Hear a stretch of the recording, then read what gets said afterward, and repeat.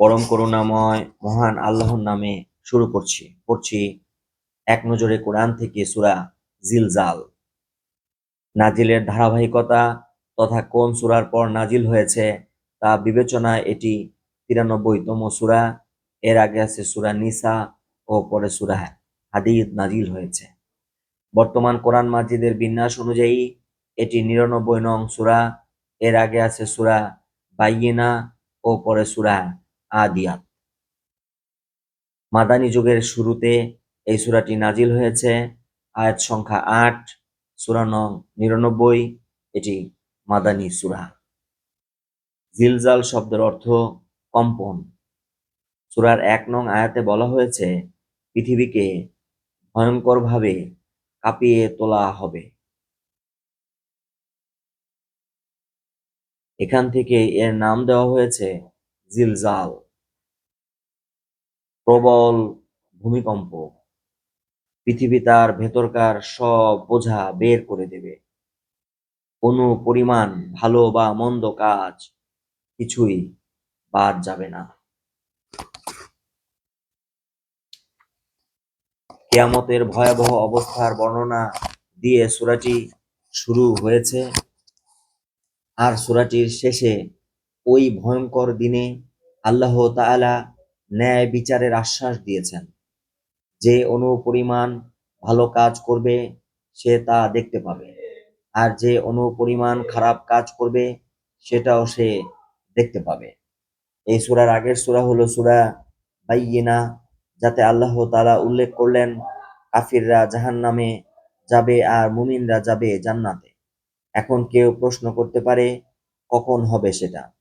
তো এর জবাবই যেন আল্লাহ তাআলা সূরা জিলজালের শুরুতে বলে দিলেন, যখন পৃথিবীকে ভয়ঙ্করভাবে কাঁপিয়ে তোলা হবে।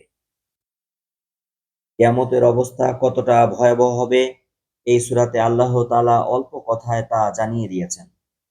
সাঈদ ইবনু জুবাইর রাদিয়াল্লাহু তাআলা থেকে বর্ণিত, তিনি বলেন, খাবারের প্রতি নিজেদের প্রবল আকর্ষণ থাকা সত্ত্বেও তারা অভাগী, এতিম ও বন্দীদেরকে খাবার খাওয়ায়।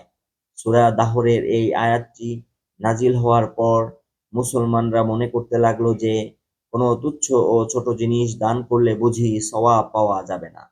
ফলে ভালো মানের জিনিস দান করা সম্ভব না হলে তারা ভিক্ষুককে খালি হাতেই ফিরিয়ে দিতে লাগলো।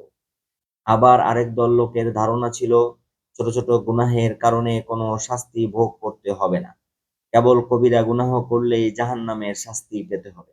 এই দুটো ভুল ধারণা দূর করার জন্য আল্লাহ তাআলা এই সূরার শেষ দুটি আয়াত নাজিল করেন। যে ব্যক্তি অনুপরিমাণ ভালো কাজ করবে সে তা দেখতে পাবে, আর যে অনুপরিমাণ খারাপ কাজ করবে সেটাও সে দেখতে পাবে। সূরার শুরুতেই কিয়ামতের সূচনা পর্বের কথা উল্লেখ করা হয়েছে। পৃথিবী যখন তার মধ্যকার সবকিছু বের করে দেবে তখন মানুষ বিস্মিত হয়ে জিজ্ঞাসা করবে, এর হলো কি? মানুষ অনুপরিমাণ ভালো কাজ করলে সে তার প্রতিদান পাবে, আবার অনুপরিমাণ খারাপ কাজ করলেও সে তা দেখতে পাবে। আনাস ইবনু মালিক রাদিয়াল্লাহু তাআলা থেকে বর্ণিত, তিনি বলেন, রাসূলুল্লাহ সাল্লাল্লাহু আলাইহি সাল্লাম বলেছেন, যে ব্যক্তি সূরা জিলাত পাঠ করবে তাকে অর্ধেক কোরআন পাঠ এর সমান সওয়াব দেওয়া হবে। এক ব্যক্তি আল্লাহর রাসূল সাল্লাল্লাহু আলাইহি সাল্লামকে বলেছিল তাকে এমন একটা সূরা শেখাতে যা বিভিন্ন সূরার তাৎপর্য ধারণা করে।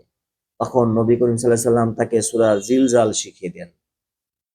ভালো কাজ যত ছোটই হোক, মুসলিম ভাইয়ের প্রতি এক টুকরো মুচকি হাসি হলেও ছাড়া যাবে না, কারণ কিয়ামতের দিন আল্লাহ এই ছোট্ট কাজটিও বদলা দেবেন।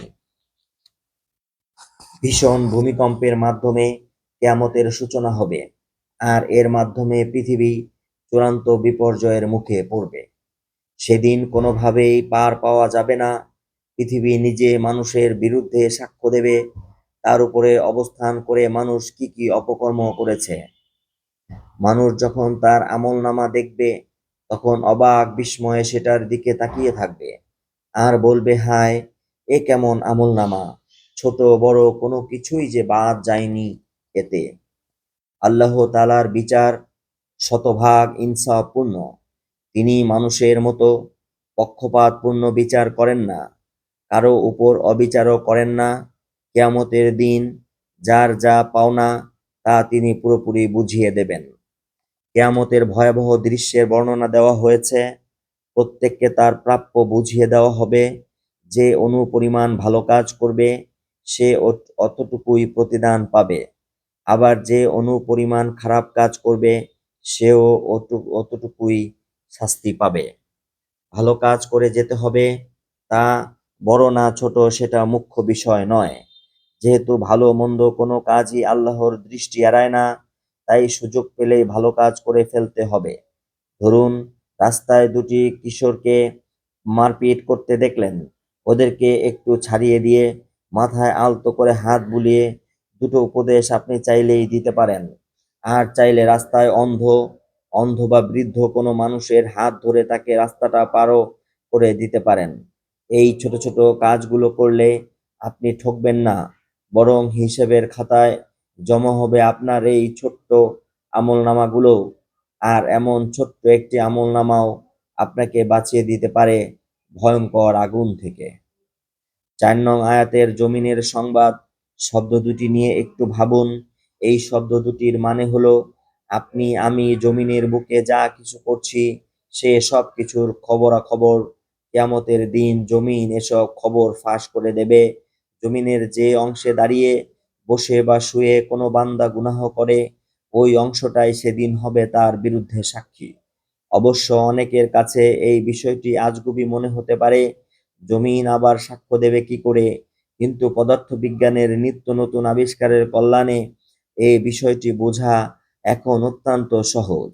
সমস্ত শব্দই তরঙ্গ, আর তাই তরঙ্গাকারে বাতাসে ভেসে বেড়াচ্ছে আমাদের মুখ থেকে উচ্চারিত প্রতিটি শব্দ, ধ্বনি। সুতরাং মানুষ যত নির্জনেই কোনো অপরাধ করুক না কেন, তার রেকর্ড হয়ে থাকছে।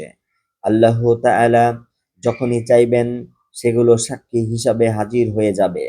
আর এসব সাক্ষীর বিপক্ষে সেদিন কোনো যুক্তি দাঁড় করানো যাবে না। সুতরাং আমাদের প্রতিটি কাজের ব্যাপারে সাবধান হওয়া জরুরি। এই সূরার ৬ নং আয়াতে বলা হয়েছে, সেদিন মানুষেরা বিভিন্ন দলে বিভক্ত হয়ে ছুটে আসবে, যাতে তাদের আমলনামা তাদেরকে দেখিয়ে দেওয়া হয়। কিয়ামতের দিন এমন কেউ থাকবে না যে আফসোস করবে না। নেককার ব্যক্তি নিজেকে তিরস্কার করবে, সে কেন আরো বেশি বেশি ভালো কাজ করলো না। আর যদি পাপী হয় তবে তো কথাই নেই, কেন সে খারাপ কাজগুলো থেকে বিরত থাকেনি, সেজন্য ভীষণ আফসোসে ভুগতে থাকবে। প্রশ্ন আসে, কিয়ামতের এই অবস্থার কথা আল্লাহ আগেই কেন জানিয়ে দিলেন? কারণ আল্লাহ তাআলা চান না তার কোনো বান্দা আগুনে পোড়ার যন্ত্রণা ভোগ করুক। তাই আল্লাহ আমাদের শুধরে নেওয়ার সুযোগ দিয়েছেন।